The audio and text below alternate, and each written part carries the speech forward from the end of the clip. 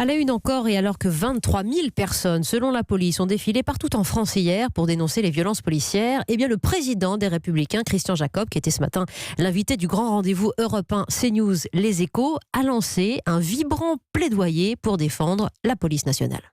Des violences policières en France, et c'est un mensonge. Ça n'existe pas. Alors, on a vu des violences de manifestants, mais jamais de violences policières en France. La police, elle rassure. Elle ne fait pas peur, elle rassure.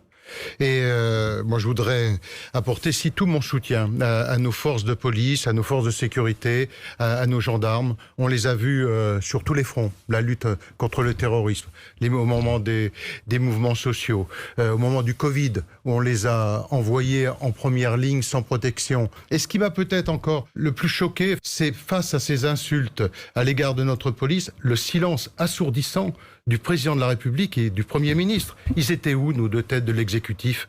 Où est-ce qu'ils étaient ? Au moment où la police nationale est humiliée et insultée de cette manière, on n'entend rien. Christian Jacob, le président des Républicains, vient de nous dire, Chloé Triomphe, que les violences policières et le racisme dans la police, ça n'existe pas.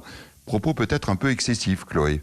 Écoutez, c'est un langage très politique, en tout cas dans le sens où que ce soit le ministre de l'Intérieur ou l'IGPN, Inspection Générale de la Police Nationale, chargée des enquêtes sur les faits imputés aux policiers, eh bien tous réfutent le terme même de violence policière. Ils expliquent que la police ne crée pas de violence par nature et qu'elle est habilitée à en faire usage dans un certain cadre, avec certaines règles. Et c'est là, en réalité, que le débat se pose. L'usage de cette violence est-il légitime, proportionné ou pas? Et quand il y a un doute, c'est à ce moment-là que l'IGPN est saisie, qu'une enquête judiciaire est ouverte. Le dispositif existe, on ne connaît pas encore les chiffres de l'an dernier, mais on sait qu'ils seront élevés avec les épisodes des Gilets jaunes. Mais pour 2018, par exemple, eh bien, on comptait 612 enquêtes judiciaires sur des violences reprochées à des policiers. Quand les charges sont suffisantes, cela se termine au tribunal, comme ce sera le cas par exemple le 26 juin prochain au tribunal de Bayonne, où un policier sera jugé pour violence volontaire. Il s'agissait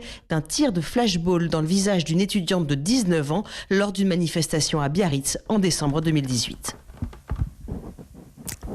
Chloé Triomphe du service police-justice d'Europe 1.